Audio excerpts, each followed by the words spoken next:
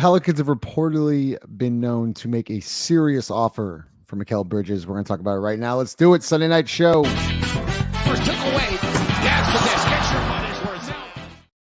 Presented to you by the Birdsall Lawfirm, the official injury lawyers of Pro Pels Talk Located 19 Poydras Street by the Superdome. Give them a call at 504-523-5413 if you or someone you know has been involved in an accident. Birdsall Lawfirm, the official injury lawyers of Pro Pels Talk. Ross, 5, and Chaz on a Sunday night. 5, let's start with you first. So over the weekend, I guess like around Friday night, there was a report from the Action Network, never heard of it, but whatever, named from Matt Moore, saying the Pelicans are reportedly known to have made a serious offer for Brooklyn Nets star Mikal Bridges. Now, what are your thoughts on that? You could. Whoa, what up, Lito? Now, Lito. You can look at this two ways, right? Now, was this offer? Did this happen like last season? That's what I always wanted to think about because, when Mikal initially got moved to Brooklyn, a lot of teams thought Brooklyn was just going to go ahead and move him instantly. Now, I believe, my personal belief, the Pelicans probably made an offer then and got rebuffed because Brooklyn didn't know what they wanted to do. And I think Mikal ended up having like a 40-point game, real quick. I had a really good game. It's like, nope, we're keeping him. Nothing. So I don't know if this happened initially, right? Or this happened recently. I like Mikal. I think he's on an amazing contract. He fits what you kind of want to do, especially with a guy like Zion as your linchpin, as a guy you're kind of building around. He can play really good defense. He can shoot corner threes. I think he was better when he was in Phoenix than probably what he is in Brooklyn. More consistent, but you're putting him back in his natural position where he's off ball and doesn't have to do somewhat of the heavy lifting. Now, I don't know who's in that offer sheet from the Pels, right? Who did they offer? But I think Mikal Bridges would fit well around Zion Williamson. It's perfect segue in Chaz because pause. Wow, that was terrible. Chaz, I guess I might have to the line. Chaz, they made a serious offer. Who do you think's involved in that offer then? If it's a serious offer, who do you think's involved? Because I can't say we made a serious offer if it doesn't include Herb and Trey or Brandon. Herb and Trey. Because when you look Herb, a very nice player, right? Probably underpaid at this stage in his career. He's totally outplaying his contract. But Herb, like some other guys, is probably more valuable to the Pelicans than they are around the league. You go to a team that probably already has some leadership or they have guys who consistently shoot well. Herb is probably a little less valuable to them. If you got in Mikal Bridges, you got Super Herb. So why would you take, a bit of a step back in that regard? So I would think, in that market, they're looking for that next star player. They're looking for a name that they can sell tickets with, and things of that nature. And I think it would have to be Brandon or Herb and Trey Murphy, with Trey Murphy being the guy they're going to tout as the next quote unquote star player. So if it was just Herb, I don't think it was a serious offer. If it was just Trey and picks, it wasn't a serious offer. If it was both of those guys, I'd say that was serious. If it was Brandon, I'd say that was serious. Anything less than that, it was just so they can come out and say, hey, we tried to do something. It was one of those things. Ross, would you be okay with giving up Herb and Trey for Mikal, or is that kind of Herb? Because you make a good point, Chaz. Mikal is a perfect mixture of both of them, right? He's a great defender. He's a good shooter. Trey's obviously a good shooter, but Herb Jones is shooting whatever he is, 39, 40% this year. Do you think that's too much and picks for Mikal, or is that something that would be a serious offer? I think it would definitely be a serious offer. I don't think it's one that we should pursue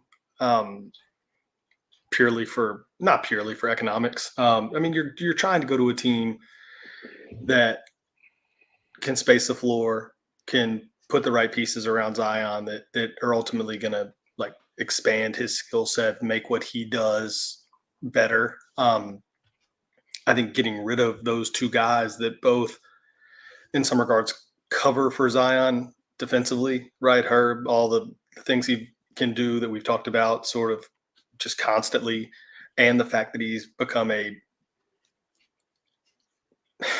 hate to say it, I mean, a very good 3-point shooter, albeit on low volume, but certainly a drastically improved shooter year over year. Let's say that. Yes. And then, the idea, right, is that Trey Murphy ultimately becomes an elite 3-point shooter, an elite floor spacer at some point. I don't know why that would make sense from the Pelicans' perspective, especially when you look at the fact that next year those guys combined are going to make, whatever it is, $16 million. And then I think even the year after that, well, then Trey Murphy's extension would kick in the year after that, but whatever that looks like, right? But even still, you're talking about a number that's probably combined less than what Brandon makes. I think if you're looking to transform the roster, that doesn't make any sense to me. You're basically just kicking the can down the road on the economics. Five, you wanted to say something or no? No. I agree with that. It's essentially what the Saints do, right? Just kick the can down the street and kind of like it is, right? It's like you're running the same organization twice at this point. Yeah. Lita, with Mikal, I mean, obviously he's a great player. How does he make this team better, if that makes sense, right? I personally don't think Brandon and Mikal makes much sense together. Maybe I'm wrong. I mean, in a scenario where we do get Mikal Bridges, where do you see him flourishing plus the team taking another step? I don't think you get Mikal Bridges with keeping Brandon. So do you think the serious offer involved Brandon? No, I don't think it didn't involve Brandon because it wasn't serious. I think. Hang on. I just want to ask you a question because I think there are serious offers that don't include Brandon, right? Like a serious offer of, let's call it Jordan Hawkins and 4 first-round picks. Like, I think that's a serious offer, right? Like a young guard that has already proven that he can score at a kind of a crazy level. Right? And I'm not saying that's what they'd want to do, but let's just say it was Jordan Hawkins, Dyson Daniels, and 3 unprotected first or something. Like, I'm not saying if I'm Brooklyn, I would do that, but I still think I think there are serious offers that exist outside of Brandon being involved. I guess I just wanted to throw that in there. I think if I'm Brooklyn and I hear you offer that, I'm gonna just send you an email. I'm not even going to answer the phone. That's fair. You know what I'm saying? Like, I think for me, if the deal is serious, like if they're seriously pursuing Mikal, you gotta put Brandon in the deal. So technically, Brandon and Mikal, I'm not whoever is better, you decide. I'm just saying the numbers are pretty equal across the board. The only thing Mikal doesn't give you is the assists. They putting up the same amount of points. They give you the same rebounds. The difference, though, is in the shooting percentages from 3. Mikal is shooting like 6 to 7 threes a game. You know what Brandon's shooting. I don't even have to go into that, but Mikal is shooting it at 37%. Mikal also got like a 90% usage rate. Like he top 9 in forwards for his position. So I mean, like it's personally, if you asking me, how would he fit on the team? If you're centering everything around Zion, you're giving Zion much more space to operate, and then you have Herb is shooting the ball competently, right? Trey is gonna find his legs. Hawkins is Hawkins. CJ is gonna be CJ. I think, in my opinion, Chaz called Mikal a super Herb. I think that was a great analogy for real, because like he's the two-way guy from the 90s that you hear about. He can score a bucket and he's gonna play defense. So if I'm the Pelicans, if you asking me if the deal is serious, it's not serious if it don't include Brandon. Lito, I'm gonna let you go here in a second, Five, because I think you left out one major thing about Mikal Bridges is you then have him at 21 mil this year, 23 mil next year, and then 24 mil in the 2025, 2026 year. So it's 2 more years of control, and it's on a really good deal. Five, go ahead. I like to think about it from the Nets perspective. The Nets do not operate as a small market team. They operate as if they're, the bigger markets. It doesn't matter who comes to their team. Like, they sell players like Sean Marks. I think Chung said it in the chat. Sean Marks probably wants three or four firsts for like Spencer Dinwiddie or some stupid shit like that. Stupid. Like, you know what I'm saying? Like that's how they operate. Like, you need the players that we have, and the players we want, like, we can get them anytime we want them. Well, I think if you're the Pelicans, you kind of have to use that against the Nets, right? The only serious deal then would be to offer Brandon, because out of those three, I think Brandon has, like, in my opinion, still the better potential, right? Like, you could probably still sell tickets getting Brandon Ingram light in their eyes, right? Like, because they're a part of the national media, they can get, you know, that kind of style. So I think it's only serious if you offer Brandon. Not saying that Herb and Trey aren't serious players. No, I think Brooklyn probably looks at it like he's a guy that I can build a franchise around in their perspective. Yeah. Go ahead, Ross. I was going to go check. I mean, just thinking about this from the Nets perspective, right? Because I agree with, I think, what Five just said. And if that's true, right, and I'm the Nets and I don't think of myself as a small market, I think I can go get big players. But this is why the Nets thing doesn't make sense for me. Why would you trade a guy that is plug and play at a almost, I would call Mikal Bridges a superstar role player, not a superstar, but a superstar role player. Why would you trade that guy on what amounts to an elite contract, 2 years left on it, and they're basically going to have max cap room this summer with him? So why would you trade? Like, why wouldn't that be guy? I mean, I guess because if you trade Mikal Bridges, you're starting over. Like, who else is on that roster? Like, Cam Thomas is like 22. I don't like. Are we really? I mean, maybe he's something. Maybe he's nothing. I don't know. That for me is is their big question, right? Like, if you trade Mikal Bridges, you're starting over. There's nothing. That thing is barren. I mean, they got a bunch of picks and stuff, but there's no player that you're like, okay, we're kind of handing the keys, like, or we've got this thing, right? Like Claxton could be gone this summer. Spencer, it's a bunch. It's spare parts. Mm-hmm. So it's like very telling for me whether they keep him and start to go big game hunting this offseason, or it's reasonable that they could be looking for something like 4 or 5 first round picks. And if that's the case, like, what are you willing to give up? Like, what if it's a situation kind of like what you're hearing about with Atlanta and LA, where they're like, hey, cool, like, I know you want to give us D'Angelo Russell, we don't want him. Like, what if that's what the Nets are telling you about Brandon Ingram? They said, hey, well, we're still down to trade Bridges. What else you got? Like, well, what are you willing to give for him? That's an interesting question, Lee. I know you wanted to say something. Go ahead. Yeah, no, I was just gonna say, in my opinion, when you trade KD and Kyrie, you starting over. Like, that's the rebuild right there for me. Now, for whatever reason they holding on to Cam and Mikal, I think they're trying to see, for one, the value and the production they could get for them, and for two, I think at this point, I really feel like Sean Marks is playing the game Masai was playing last year with OG and Siakam, to the point where I think he's gonna end up drowning himself out, because, like, you saw what he eventually ended up getting for OG, and it's not what he asked for. The turning down, I think, what was it, 3 firsts for Spencer? I mean, Dorian Finney-Smith. Yeah, it's wild. I mean, Dallas really wants Dorian. The price is up there. You're like, wait. And Luka, speaking of Dallas, Luka really wants Dorian Finney-Smith. Yeah, specifically, he wants him back. But I think that's the thing. Like, what is Sean Marks? Like, what is his thought process? What do the Nets think of their organization moving forward? I think they want names, to be honest. I don't think Mikal Bridges is a needle mover, right? So they're trying to find people, because, you know, when the Knicks played there, like, all of their fans are there, like, they had, so I think they're looking for names like the KD, Kyrie, and if it's BI in that number, hey, so be it. I think that's what they're looking for. Chad, good to you. But before this comment from Dallas Star, the reason why is JV's in a contract year, so, like, he's a movable contract. Brandon Ingram's set to be paid $45-50+ million. So there's decisions you have to make with those two players. That's the reason why we bring up Brandon Ingram and Jonas Valanciunas, because sooner or later you're gonna have to make a decision on both of those guys.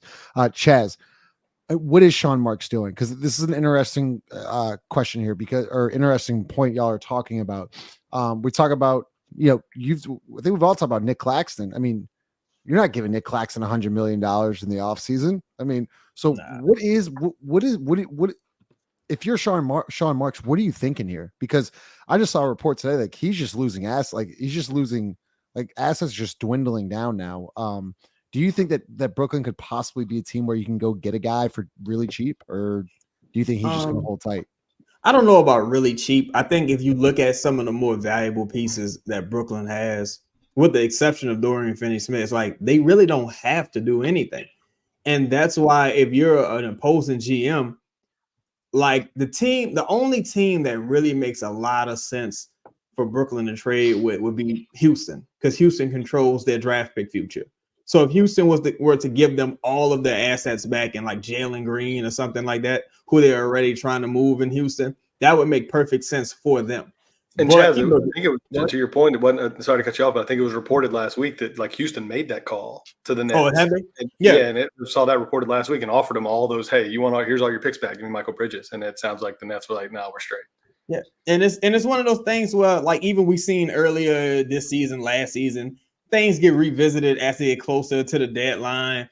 And if you can go in the offseason, you probably could get a better deal for Mikal Bridges in the offseason. You probably find that contender that's like, all we need is a Mikal Bridges. And if you look at, I mean, realistically, just looking at what the Pelicans have to offer, if I'm Brooklyn, I'd probably say no. Like, I would say no. You're talking about a bunch of picks that are arguably at best in the late teens, early 20s. You're talking about, even if it is Brandon Ingram, you're talking about a guy who he probably isn't the second best player on a playoff team. And I got to pay him $55 million. And I mean, yeah, he has the name recognition, but going into year 9 and 10, I mean, is there really anyone who's saying, man, I can't wait to go see Brandon Ingram shoot a 16-foot jumper tonight? Like, it's going to set the building on fire. Like, who's really saying that? Like, you know what I'm saying? So for the Nets, I think you have, much like the Pelicans, you have to be able to say, I won this trade, right? I won this trade. So I think it would have to be Brandon and a good player. And who's a good player, Chaz? Who's a good player in your opinion? I think it would have to be, you probably would have to do Brandon and probably Herb. It probably would have to be Brandon and Herb, plus those assets. Because remind you, again, Mikal's on one of the best contracts in the league. They don't have to do anything. You're the one that's on the clock with Brandon Ingram. You're the one that's on the clock with this organization. You're the one that got like the Milwaukee pick that probably ain't gonna be good, the Lakers pick that may not be that good. You're the one whose assets are dwindling far faster than my assets are dwindling. So it's gonna cost you a little bit more. And you called me before. So I know the level of desperation here. Now you talk about a guy like Claxton, Cam Thomas, even Dorian Finney-Smith. It's like, cool, that probably won't cost you Brandon and all that stuff. Right. But yet and still, it's like, I don't have to do anything. I could let Claxton walk. Like, I don't think they married to keeping Claxton anyway. Like, so, Interesting. I'm pretty convinced that, and they may not do it, but like somebody would pay up. Like if Bridges was really on the block, really, really on the block, somebody's paying the price. And I don't know who it would be. I don't think the Pelicans have the guts necessarily. Somebody does. Like you start thinking about teams that have incentive or that are like trying to make it. I don't think like Indiana would be a team, right? Yeah. They didn't get rid of Mathurin, didn't get involved in the Siakam deal. Jarris Walker wasn't involved in that deal. They held on to a few picks. And then they still have the salary with, the Buddy Hields and all those kind of people. They've got Isaiah Jackson, who's like a somewhat interesting big, like someone like that would pay the price. Would we? I don't think so. Lito, this is an interesting, and I at first kind of laughed at the question, but then I think it's actually a really good question. Who is worth more, Dyson or Herb? Because look, we talk about Dyson all the time. He's got a ways to go offensively. I think one of y'all have said this a couple times. Like I think it might have been Chaz, but he's going to be good on that second or third team Dyson obviously still 20 years old, so obviously right now Herb has that. In the future, is it always going to be Herb? What's up, Rachel? Okay, so I think Herb is starting to garner recognition around the league. You're starting to hear more talks of him on broadcasts. You're starting to hear him on more about him on podcasts. You've seen written pieces on Herb. I think maybe last year Dyson might have had the higher reputation around the league because of where he was picked.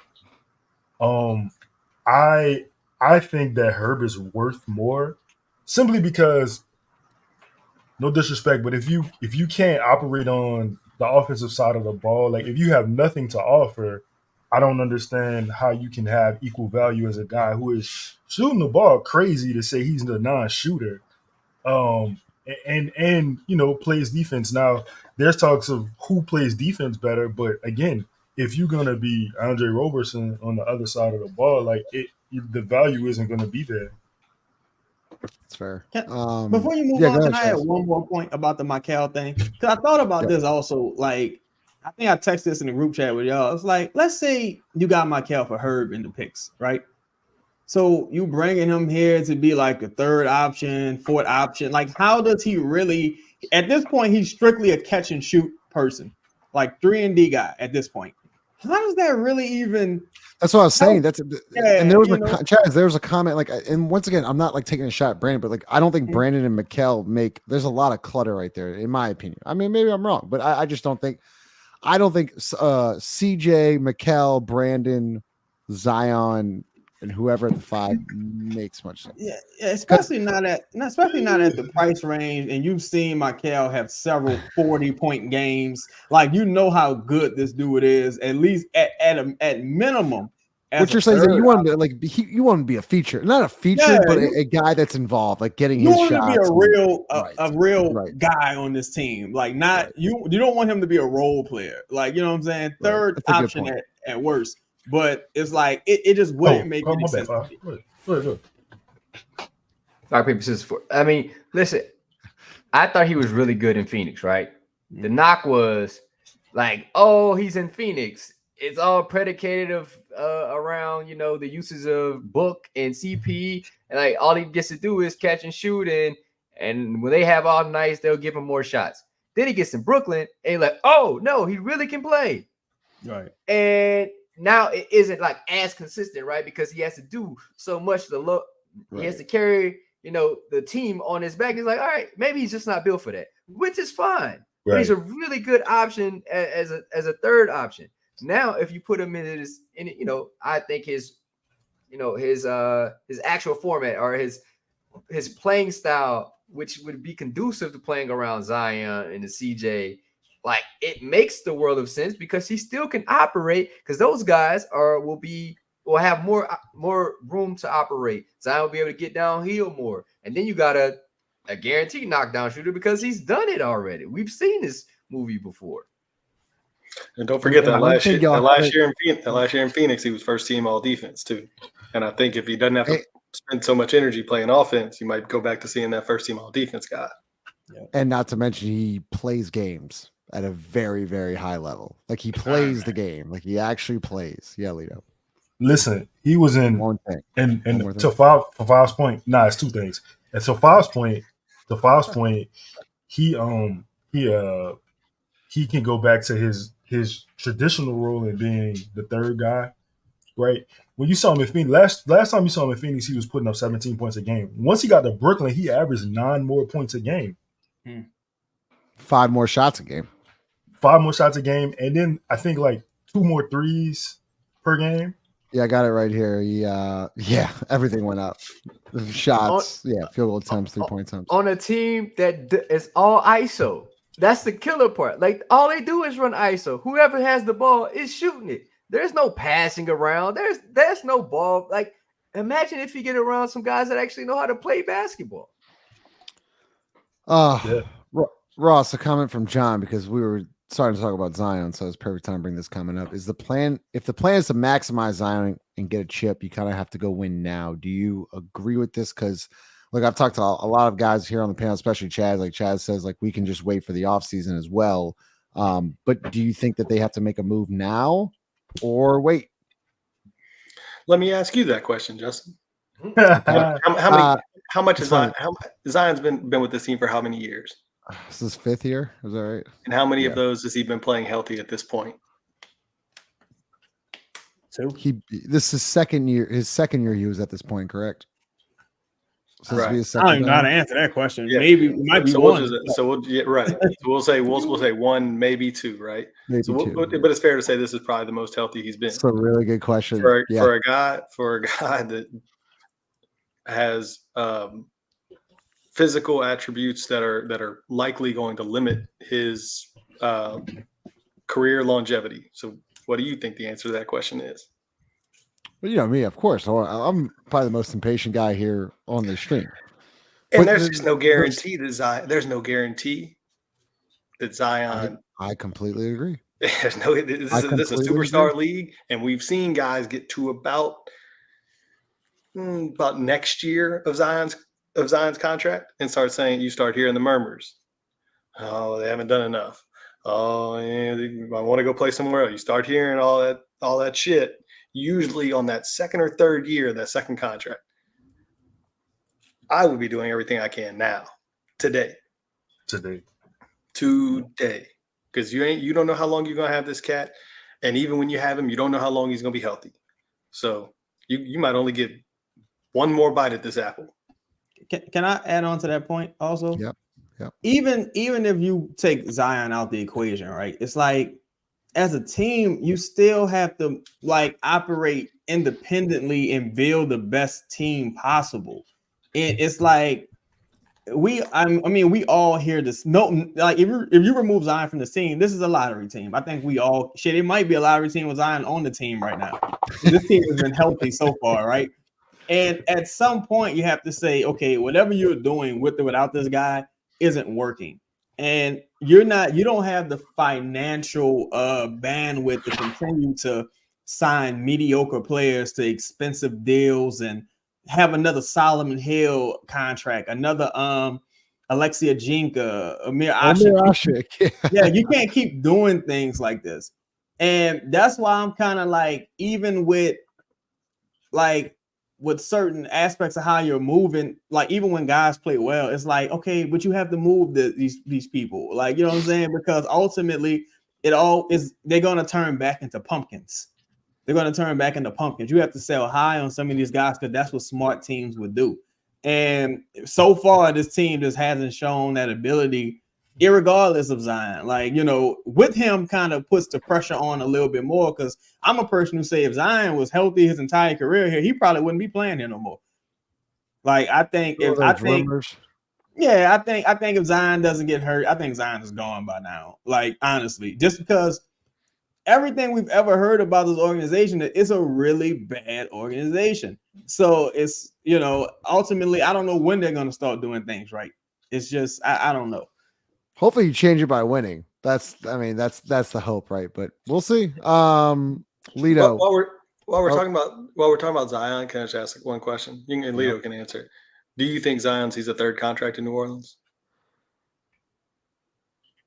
That's a good question. Wait, does he see it or does he reject it? Like, does he play on a third contract in New Orleans? Seems so far away. What do you got? 4 more? You got 4 more years? Go look at Go look at all the guys. Go look at all the guys that keep moving on from teams. Like it's I can't see him. Nah, I can't see that. Bro, like, I think you gotta do it now. Kevin Durant's played for 3 teams in like 4 years. Yeah. You start working back from then. Right. And it gets real easy to say, you wasting time. You fucking around wasting time right You probably got 3 years max, and this being one of the years, probably. Yeah. So what do we 5? You wanna answer that? I mean, I agree with bro. I mean, the time was ticking as soon as as soon as the ping pong ball was chosen Pelican. Like that's when the shit started. Now, I don't know if the organization realized that or just like, hey, you know, we got time. Like, nah, I don't think they understood the ramifications. You thought they might have, because Griff and he was with LeBron, and maybe, just maybe, he thought, hey, I won't do the same things I did when I was there or when I was in Cleveland. Hopefully he changed, but as we know now, some things don't change. It's an interesting comment.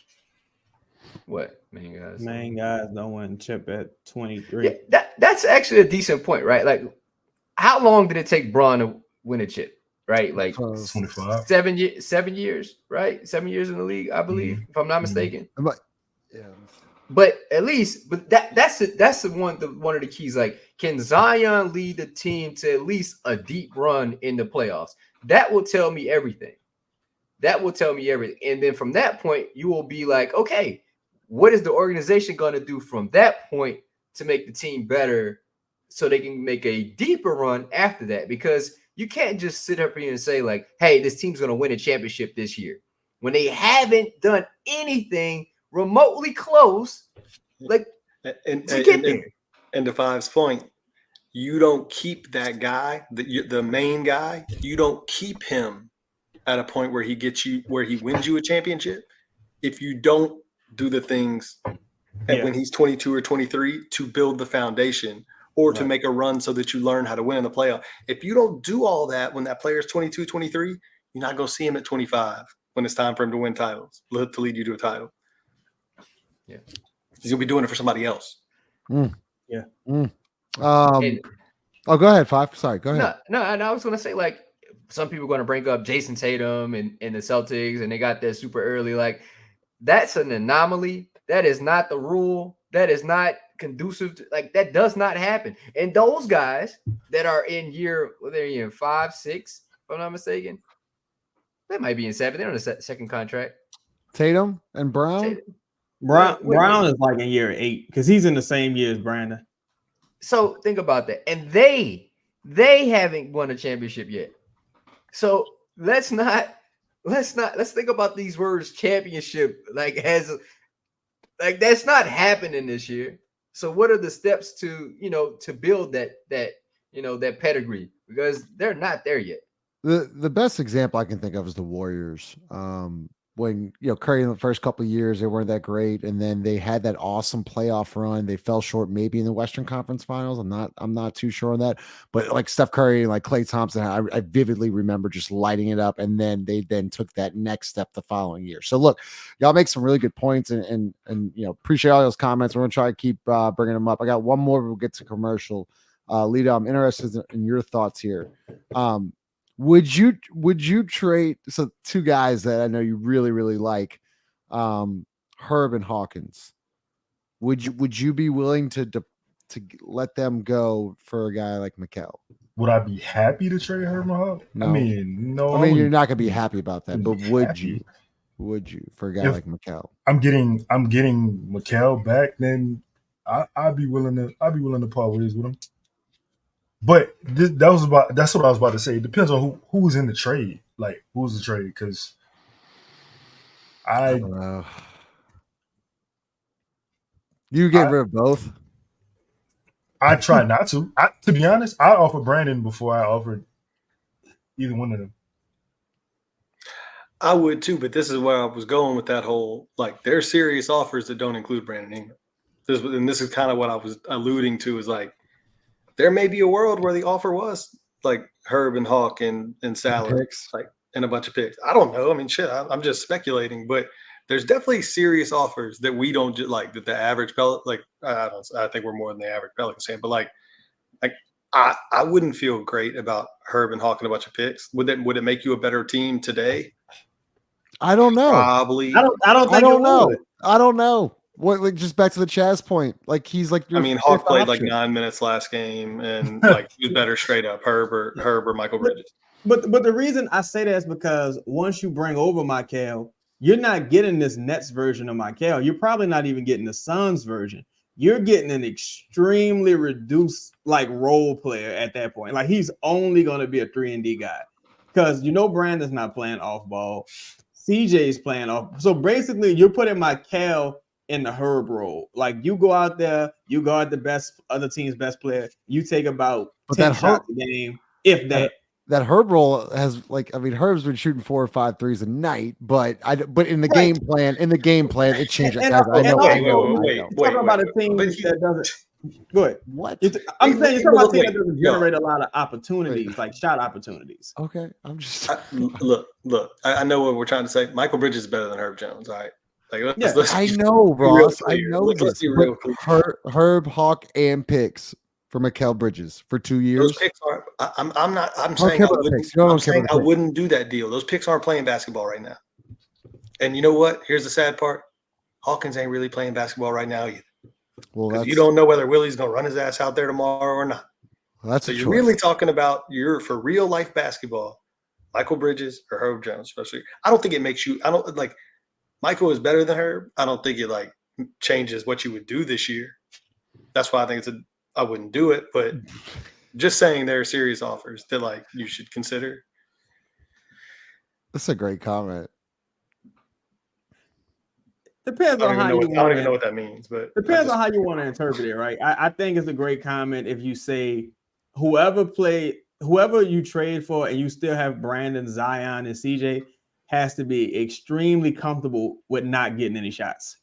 Like they have to be extremely comfortable with just being a defender, dirt work, rebounder, role player type guy, and that's the issue. Like that's like again getting the Bugatti to go to the grocery store. And it's like, I need why did I give up this cheap labor and Herb and Hawkins, who together are probably like, I'm just going to be asking them to do what I'm asking Mikal to do, like for significantly less money. That's why and this is kind of like a somber show on a cool, because we all know you got to move on from Brandon. And that's why it's kind of like, and even like with the seriousness, I mean, for the Pelicans more so than like, to blow the Nets away. It's like if you're the Pelicans, you're not serious if you're trying to give up the cheap labor when you got this fucking albatross right here. And you get Mikal, this team gonna look clunky. It's gonna look weird because you got a new guy trying to learn his role. He just came from a team where he's the star player on his team, putting up 40-point games, 30-something point games in a big market. And he come to the bum-ass Pelicans with a bum-ass head coach and a pack of weirdos on the roster. And you asking him to like, yo, Brandon's not even clearly better than Mikal. So you asking him to take a super reduced role, be the third or fourth option, and just sit in the corner and shoot threes. I think you're gonna get a little bit of a mutiny on your hands. That's why I think it has to be Brandon, or it just wouldn't make any sense. This is an interesting comment. You guys need to think about, I'm going to go commercials after this, how players in today's world think they don't want to play in New Orleans. It's best to keep your drafted players. So you agree with keeping Herb, Jordan Hawkins, and Zion, and guys that have not been drafted by this franchise, like JV and Brandon Ingram, and guys like that. I don't know. It's an interesting, I don't think a serious offer was made, but we'll see. Let's hear from DraftKings. What can we save it? Can we save it? Yeah. All right. We're here from DraftKings. About a minute break, and then we're going to answer your questions. And looking for a super offer for Super Bowl 58? DraftKings Sportsbook has you covered. New customers can bet on the big game and turn $5 into $200 instantly in bonus bets. Download the DraftKings Sportsbook app now and use code BOOT. New customers can bet $5 to get $200 instantly in bonus bets. Only on DraftKings Sportsbook, an official sports betting partner of Super Bowl 58 with code BOOT. The crown is yours. Gambling problem? Call 1-800-GAMBLER. Must be 21 or older in most eligible states, but age varies by jurisdiction. See DraftKings.com/sportsbook for details and state-specific responsible gambling resources. Eligibility and deposit restrictions apply. Bonus bets expired 168 hours after issuance. Terms at sportsbook.draftkings.com/basketball terms. A couple things. One, Doc Rivers blew another lead tonight. He's now 1-3 as the head coach for the Bucks. And two, UNC beating the shit out of Duke last night. Nothing. Okay. I said it wasn't me. Lito, go ahead. Hey, put that comment back up. Yes. Which one? The one I talked about before commercial? Yeah, and Doc Rivers a bad coach. This isn't it. Here it is. All right, so when you say it's best to keep your drafted players, they actually want to play here. Nah, that's not true, my brother. They just got drafted here. That's that they don't they don't have a pick on where they don't have a saying where they're getting drafted. You see a lot of times, hell, you could look at Zion face on draft night. Like you could see when we won a lottery, like Zion they won't come here. But do you take those looks into consideration? You really do? Do I take it in consideration of if I would still draft them, or do if he really wants to be here? Why? Like, no, he didn't want to be here. He didn't want to be here. We are we live, dog. I think about. I'm like, it's really only about 2 or 3 markets people even really want to be in. They really want to be in LA, Miami, and New York. Like, and Texas New York because of no state tax. But it's like, again, like no one wants to be in Indiana, but you see, don't you think that's a problem? Don't y'all think that's a problem in the NBA? Like the NFL, I feel like doesn't matter about the market, and I don't really necessarily think about baseball. Like, do y'all think it's a problem in the NBA? I don't. It depends because it's about money at the end of the day. If you're in LA, you got brand extension opportunities. Like I live on the East Coast, it's fucking cold. Nobody want to live in the cold, and you playing for the Wizards where there's no like money extension opportunities. You probably not gonna get your own cereal. In LA, you're in Hollywood. In Florida, you don't got no state tax. There's a bunch of bad women walking around. Texas, no state tax. It's a huge state. Yeah. Like, it's it's the human element to it, and it doesn't help if the team sucks. So, that's Chaz, I don't know if that's always true. Bingo. Go ahead, Russ, my bad. Just drop bingo. No, like, where if you're not in, yeah, sure. They got those 3 markets or whatever everybody wants to be in. You know how you get players? If you're not in one of those markets, you build a fucking good team. Yeah, you gotta win. You don't think people want to go play with Jokic right now? People sure as hell were signing up to go play in Golden State. I've been to Oakland plenty of times. Fucking sucks. Place sucks. Good thing they moved to San Francisco then. Whatever it was 2 years ago. When they were winning, they were playing at like the worst, shittiest stadium of all time. Okay. Trust me, guys. First of all, I like San Francisco, but Oakland is. I like San Francisco too. Oakland is trash. Shithole. And where they were playing was shit. Bro, I've been in the Coliseum, Jarrett. You want to talk about a baseball stadium? Oh my god, that is the worst baseball stadium I've ever been to in my entire life. Let's get to more of y'all's. Go ahead, Lito. I cut Lito off. I'm sorry. Lito's going. Go ahead. With my bingo. My bad. I don't even remember what I was saying. That's my fault. That's my bad. No, you good? Can I say something before we move on? All right, back to the Mikal Bridges. Y'all, this is funny, to be honest. I don't think we talked about this point. Say you trade Herb and Hawk to Brooklyn and you get Mikal, right? You already have a problem, an admitted problem, that you have a problem with the rotations. And like Willie Green just said this a day ago. And he has Herb and with the role players. So you think adding Mikal is gonna solve their problem? Oh, okay. We know this story. We've seen this before. Yeah, he's gonna figure it out. Y'all have faith. Y'all have faith that that would work. Okay. All right. One more time. You gotta give him credit, man. Gotta give him credit, man. Gotta give him fucking credit. 5. I was gonna give you this question, but I'll go with you, 5. You know what? Answer the second part. This is a somber show. It really is. Go Do you think he's evaluating Willie Green with the current roster for the rest of the year? Man, listen, if he's not, then we have bigger problems than we think we do. I mean, I don't see this as being a good thing. I said Willie Green would have good problems in, I think I said this on a pod in like October when Trey got hurt, right? I said eventually like the tide would turn and all the players will be healthy, and then you'll have to figure out how to play players at the correct time, and your rotations will have to benefit your team.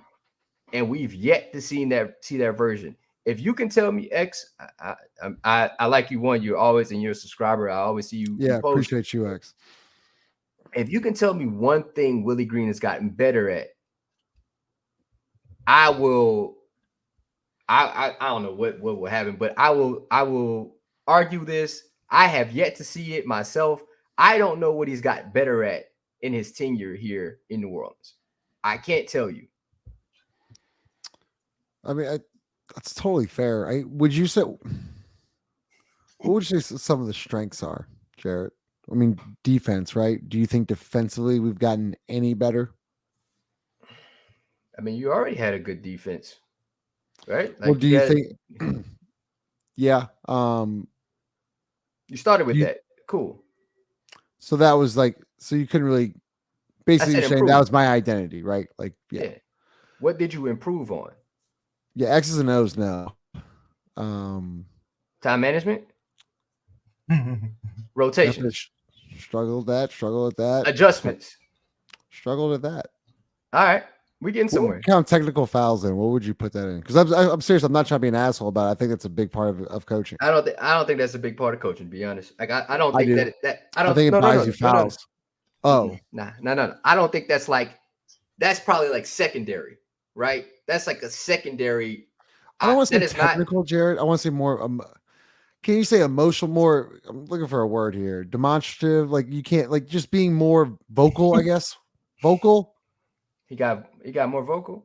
He got it. He has to be more vocal. I'm just saying. I'm going off of that. I don't know. I don't think he's gotten better at that either. All right.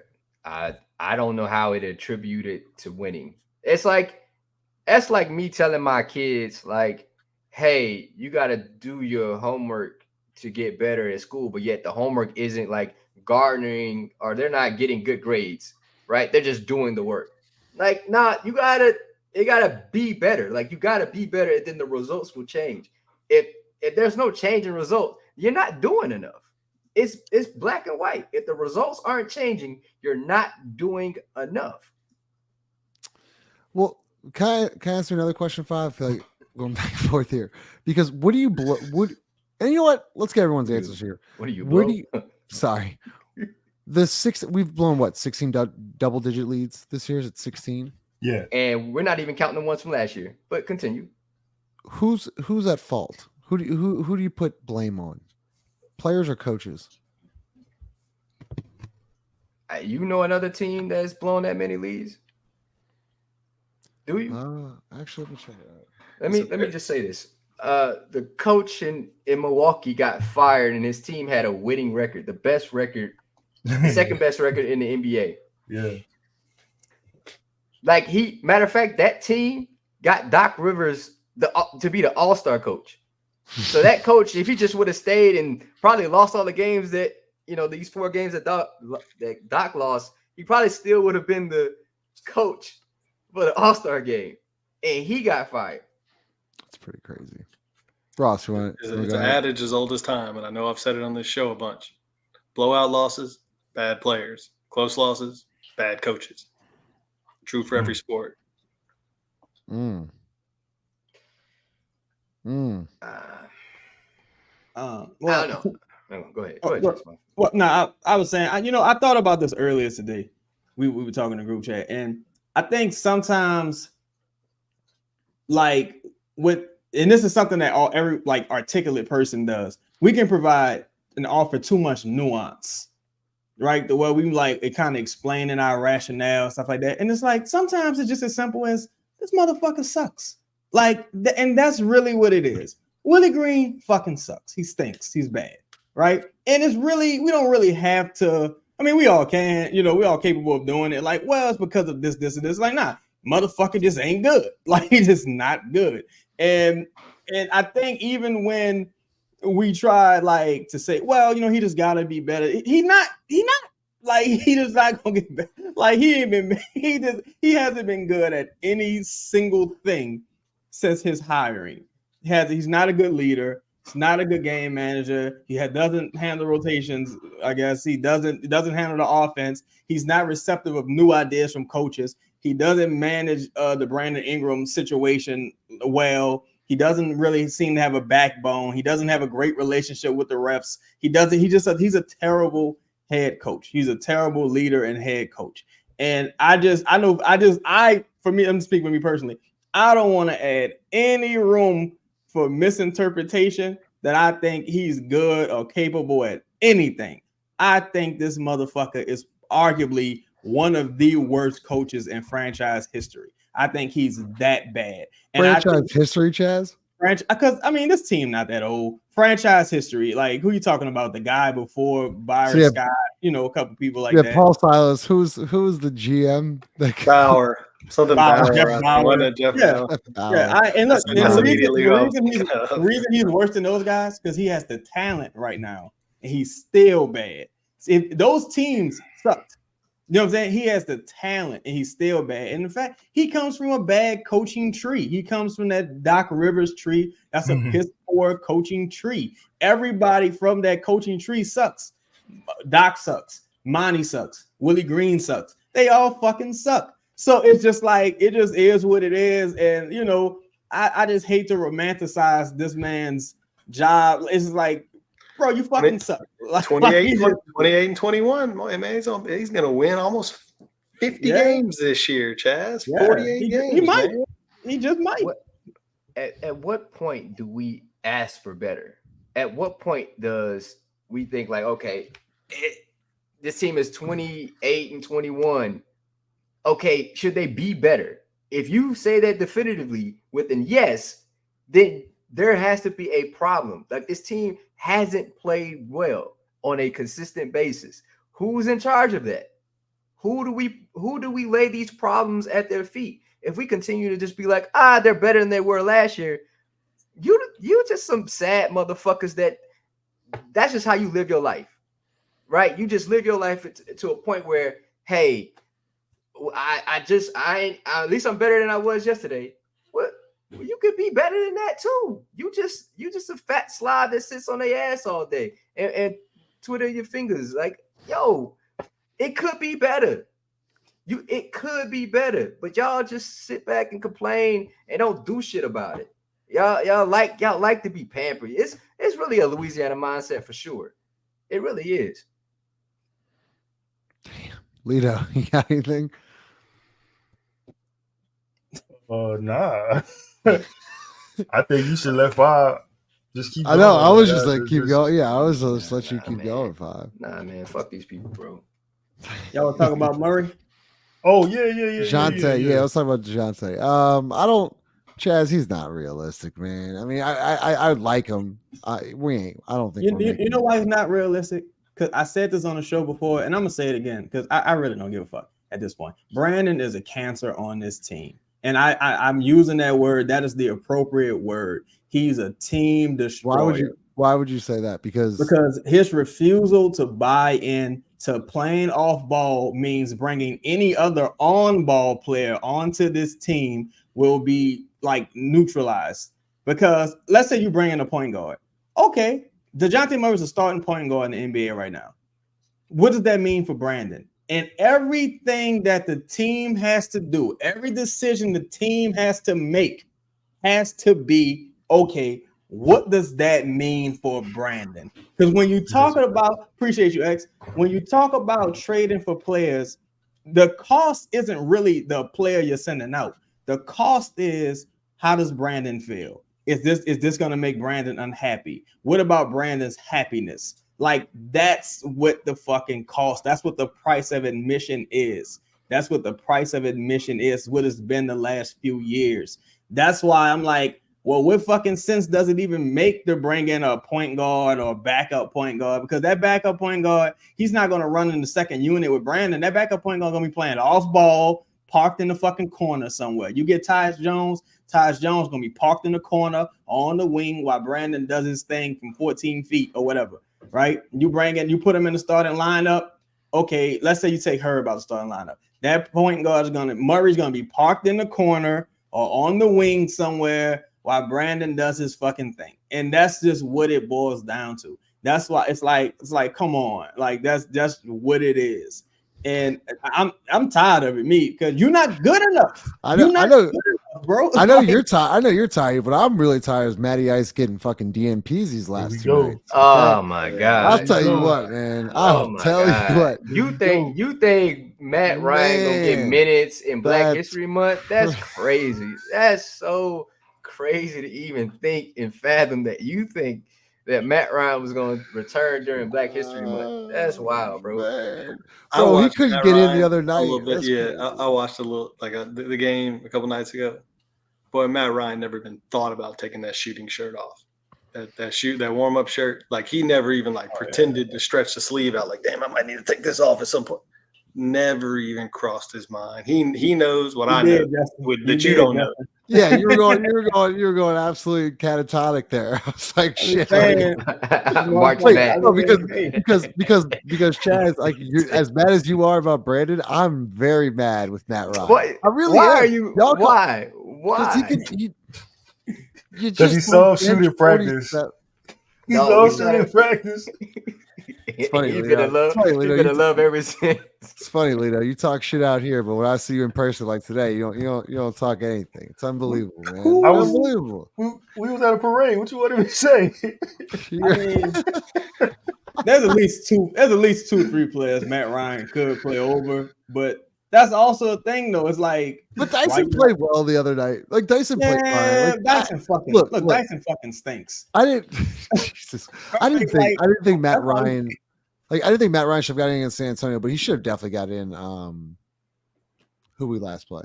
Houston. I thought he could have gotten at least a couple. I don't think he was really dressed out. Like neither. Yeah, like no, I thought he was. No, he was. I thought he was. That was the game. The game got called. Chaz, it just looks like that because he's so comfortable in his warm ups. Oh yeah, that he ain't even lacing the shoes up because he knows he ain't going in. Chung. I don't know, man. Yeah, guys. I mean, back to the Murray thing. I really think like Atlanta's at the same. Well, they're at a worse crossroads than us because they suck. They actually suck with a bloated roster. It's just interesting to me because to trade Murray would we've been talking about the whole league must just dislike Trae Young first off. They must all dislike that dude, but they got so many big contracts. It feels like Atlanta has to do something. I wouldn't be surprised if they don't move Murray, but it feels like they got to move somebody. They got to do something. Just saw a report that saying they're not going to move him, or it's unlikely. But I'm saying they got to move somebody. Then Bogdanovich, maybe it is. Wow. I actually read last night that Bogdanovich is one of the guys they want to keep. They just don't. You talking about Atlanta or Detroit? Atlanta. Didn't they just sign him? He got like a few years left on that contract. Yeah. They got to move one of their bigs though, and they got him. Okongo. He looked good last night. Balls. He played well. That's why that for me is why it feels like Atlanta has to do something. Like there's no way they can just roll into next year staring at a luxury tax with a team that's under 500. Like what the hell are they doing? Like they got to move. Something has to happen there. Has to. Yeah. Whether it's Capella or Leo, do you think the Pelicans? I'm serious. Do you think the Pelicans should trade JV before the? I don't think the Pelicans are going to do anything. Just being dead, like serious. I don't see them making any move. And if anything, what I think is going to happen with JV is I think they're going to resign JV, and then end up moving him probably next season. You think they're going to sign JV and move him next season? Yeah. I can see that. 1 year deal? Yeah. But then that would mean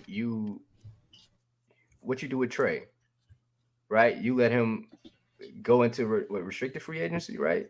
Or unrestricted free agency? I think it's restricted. It's restricted. Yeah. Restricted free agency and have a team try to match and then figure that just seems like a headache you shouldn't have to. I don't know. I think you know what your issue is with the money, and you're afraid of making a decision. That's why you got to respect teams like Toronto, right? Like, I don't think Masai needed a championship to do that.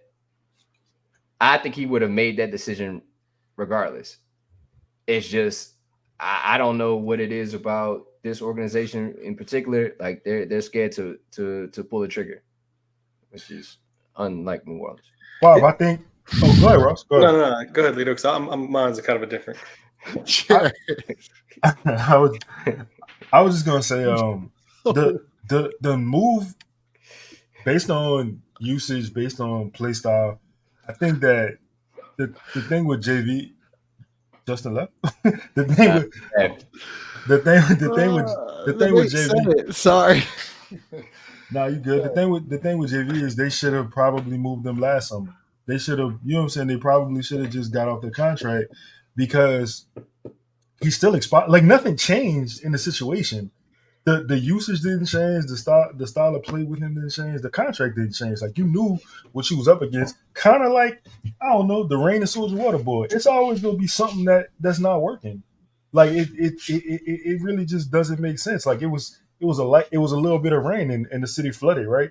In this particular case, you about to have a bloated contract with one guy, and then you got to figure out if you're gonna pay Trey, and then you got these other contracts with Najee. Like you know what you need to do. Oh, Najee's another one, right, Chaz? This is his last year. Najee's not another one. No, I'm saying Najee's another. This is his last year. He's not. Do you just replace him with another dude off the street? No, I'm saying no. Yeah, he's expiring. I'm saying he's an expiring, like JV's an expiring. It's like I'm telling y'all, we're not gonna get him back. So like, if there's a time to, you might be. Honestly, I'm maybe, not 100% sure you're not bringing Najee back because again, this is a weird team. So if the same person in charge who's in charge, if the same person's in charge this offseason who's in charge now. Najee's probably coming back. Brandon probably said, "Go bring him back." That's my dog. Bring my dog. Bring my homie back. I'm with Chaz. I hate to say this. Winning a first round series would be like the worst thing that could possibly happen. Almost. This is insane. Like, or going 7 games. Like, giving this front office enough fuel to say like, like maybe.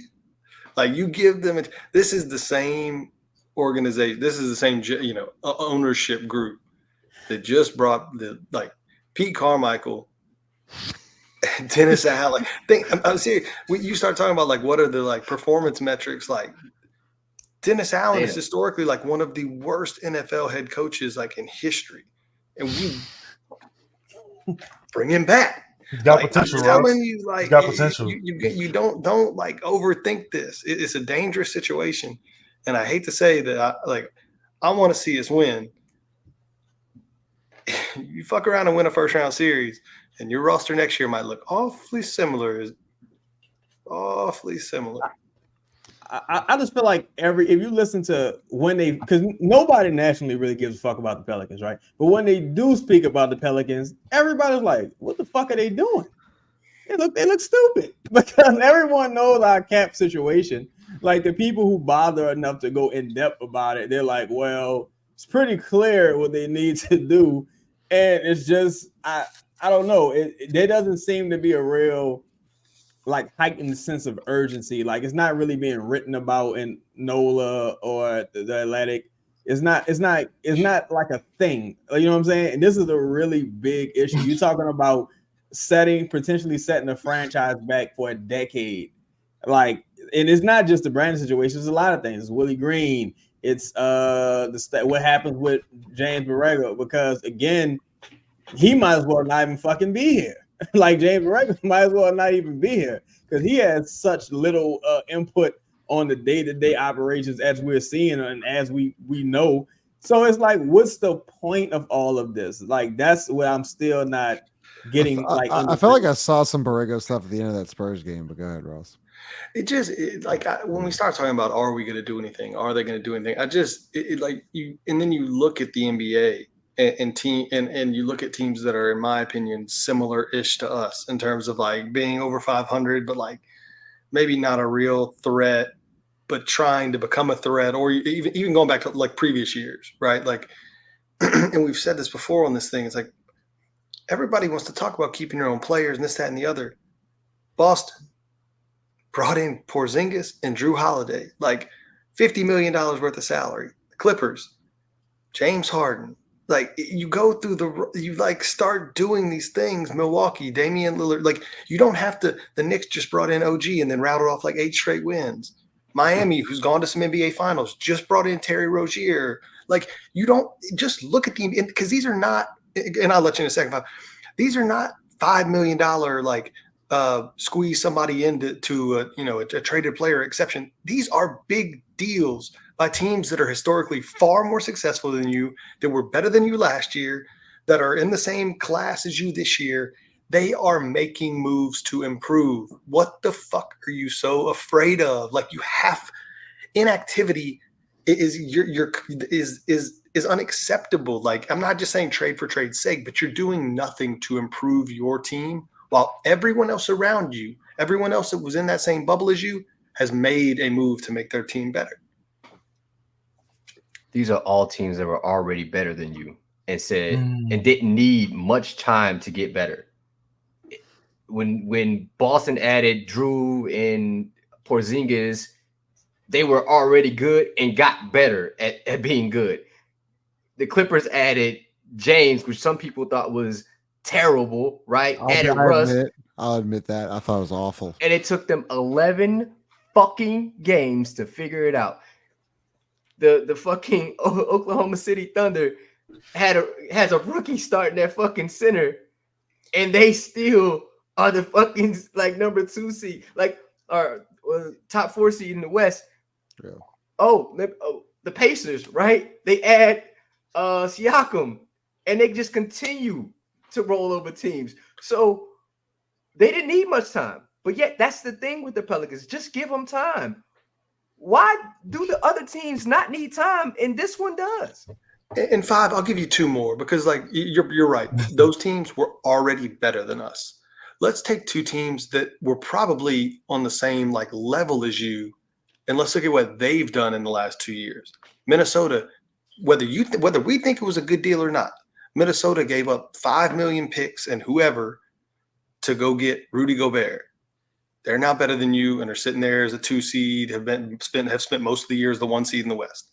Cleveland, a team that basically was bad for a good while, did the same thing with Donovan Mitchell. Whether we think they're championship contenders or not, they're currently sitting in the 2 or 3 spot in the East. They were very good last year and then stumbled once they got to the playoffs. But that is a team that has now consistently moved themselves into the upper echelon of the Eastern Conference. They went and gave away 1 million picks and went and got Donovan Mitchell. Those, like, at a certain point, you have to do something, right? You have to go get a player, a perennial all-star, whatever, to improve your team, make yourself more of a threat. We refuse to do that. Can I ask y'all something? Because I have heard this kicked around a bit, and it makes sense to me in theory. If you say, well, shit, look, there's no one out there we feel that comfortable about or that confident about right now. Now, personally, I think you can set yourself up for the next move and then go for the big move in the offseason. But let's say the team like, nah, we want to keep all our assets, want to keep our powder dry till this offseason. I'm trying to think, like, who the fuck is that? Like, who the fuck is it? First of all, and second of all, it's like, yeah, shout worldwide, no, exactly, right? Who is it, first of all? Second of all, you're going to have even less leverage with some of the people you have now because time is a real thing. Contracts are a real thing. So it's just, and like some of the things people are arguing about the Nets, the Pelicans fit into that same exact equation. If you don't sell high on Mikal right now, there is a possibility that maybe this offseason is 3 firsts. There's 1 less year on that contract. Maybe after that, it's 2 firsts. There's 1 less year on that contract. So if you're the Pelicans, it's like, well, fuck. Like, we got one dude about to expire totally in JV. We're up against the tax wall. We got to pay Trey soon and make a decision on that. Najee's gone. Jose is on the team option. Brandon got a year left on his contract.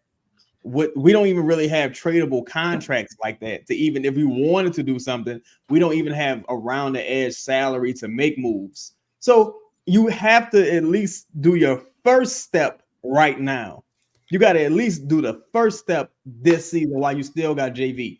And I don't trust that they're smart enough to do it. Like you have all the justification in the world for making that move because your starting lineup that you keep trotting out there every single game for the whole season that has been fully healthy, I don't want to hear anything about they haven't played together, is still a negative. Today, as we sit here, that lineup loses more than they win. They give up more points than they score for the whole season. That's crazy. Yo, you have the justification. You don't even have to go on some limb. Bob, go ahead. I was about to go a whole different direction. Oh. All right. Yeah, go ahead. Go ahead. We said enough. No. I was gonna ask y'all if y'all saw this trade on Twitter by Fletcher. Oh, jeez, no, please don't. Don't. Bro. What did he say? I didn't see it. Bro, you think that was a bad trade, Justin? No, it's an incredible trade. It's never going to fucking happen. What are we talking about? Like, it was we're getting like Mikal Bridges. We're getting Dejounte Murray. We're getting like Lauri Markkanen. Here it is. What we got? Lauri Markkanen.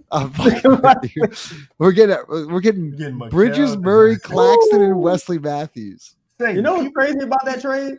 That's not an impossible trade. Oh, Chaz, stop. But I'm saying it's because nothing is impossible. But it's like this team would never do. The Pelicans wouldn't do something like this. Bro, this is crazy. Hey, people on Twitter were saying this was a bad trade. They were like, "Why would the Pelicans want to do this?" And I was like, "What?" Man, did y'all watch Dejounte the other night? Yes. Yeah, the clutch. Yeah. People are saying it's a bad idea. The trade for Dejounte or that particular trade? Just that particular trade. Ooh. Hey, make sure I haven't said this tonight. Make sure y'all smash that like button. It's been an hour and 10. Didn't think we'd go this long. Y'all got anything else y'all want to talk about? Was that a pause, bro? God damn it. It was pretty. I was doing well. Anyone? If the Pelicans do nothing, what does that symbolize to you? Ooh, good question, Chaz. They didn't go for it. But then you're going to have those people that say, and look, it's their opinion, but you're going to have people say, well, we need to see this team in a playoff series. I keep this drives me crazy.